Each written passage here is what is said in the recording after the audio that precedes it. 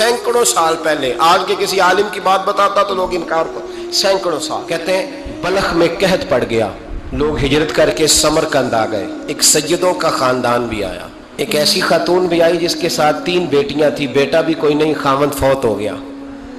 مسجد کے ساتھ مہمان خانے بنے ہوتے تھے, وہاں اس نے بچوں کو ٹھہرایا اور نکلی سمرقند میں کہ کوئی آدمی مل جائے اور اس سے کہوں کہ تھوڑی سی مدد ہو.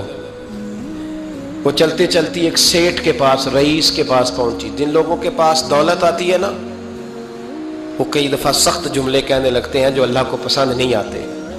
وہ سیٹھ کے پاس گئی تو جا کے کہنے لگی میں غریب ہوں, پریشان ہوں, بلخ میں قحط ہے, سارا زمانہ جانتا ہے, تو میں اس لیے سمرقند آئی ہوں. بیٹیوں کا ساتھ ہے, نہ رہنے کو جگہ ہے, نہ کھانے کو روٹی ہے, نہ پہننے کو کپڑا ہے, مہربانی کر تھوڑی مدد کر. کہنے لگا ہو کون؟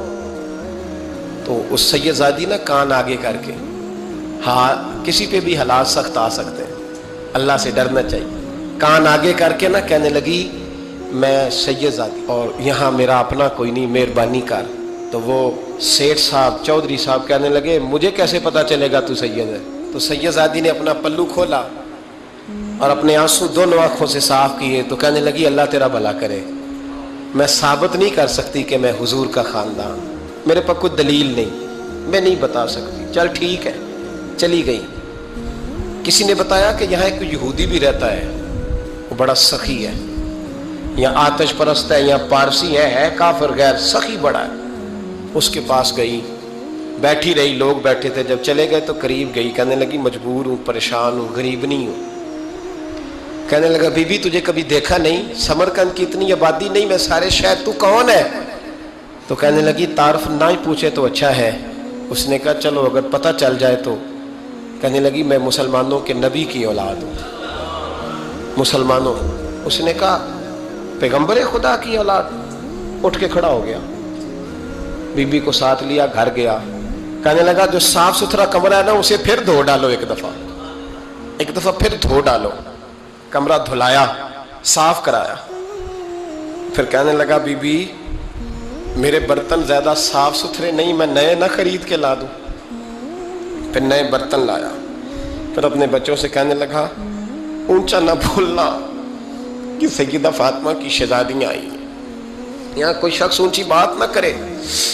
پھر کہنے لگا بی بی جو میرا بالکل طیب اور حلال رزق ہے نا, یہ اس میں سے لنگر ہے, لیکن چونکہ میں غیر مسلم ہوں, مجھے سلیقے نہیں آتے, جیسا تیسا بھی ہو نا اسے قبول کر لینا. خاتون کو کہنے لگا یہ گھر ہے, جب تک جی چاہے یہاں رہنا, اور دیکھنا ہو سکے تو رات اپنے نبی سے سفارش کرنا, میرا بھی کوئی مسئلہ, میری بھی کوئی قبولیت کہیں ہو جائے. وہ مسلمان کہلانے والا رات کو سویا. کہتے جنت سجی ہوئی ہے, لوگ جنت میں جا رہے ہیں, لائنیں لگی ہوئی ہیں, نبی پاک لوگوں کو جنت میں بھیج رہے ہیں. میں بھی دوڑ کے لائن میں لگ گیا, فرشتے نے میرا بازو پکڑا, کا پیچھے ہٹ. تو میں دوڑ کے حضور کی بارگاہ میں گیا, میں حضور سارے جنت میں جا رہے ہیں, یہ مجھے نہیں جانے دیتا. تو نبی پاک نے فرمایا تو کون ہے؟ کہ یا رسول اللہ میں مسلمان ہوں. کہتے حضور مجھ سے فرمانے لگے کوئی دلیل ہے تیرے پاس, دلیل ہے کوئی تیرے پاس؟ میں چپ کر گیا. فرمایا میری بیٹی تیرے دروازے پر آ ہی گئی تھی تو دلیلیں پوچھنے لگ گیا تھا. میں جا دوڑ جا. سویرے آنکھ کھلی تو گلیوں میں ڈھونڈتا پھرتا ہے, تلاش کرتا پھرتا ہے, کونے کونے میں جاتا ہے وہ سادات کا گھرانہ کہاں گیا. ڈھونڈتے ڈھونڈتے اس غیر مسلم کے دروازے پہ جا کے پہچان لیا. تو کہنے لگا خدا کا واسطہ جو تو نے نوکری کی ہے نا ان کی مجھ سے 11 گنا لے لے, یہ سادات کا گھر مجھے دے دے. تو کہنے لگا کل تو آتا تو شاید بات اور ہوتی, آج بات اور ہے. اس نے کہا مہربانی کر. کہا نہیں کل تو آتا تو معاملہ اور تھا, آج معاملہ آج اور ہے, رنگ بدل گیا ہے, حالات تبدیل ہو گئے ہیں, اب تو دیکھ تاک کے آیا, جا دوڑ جا.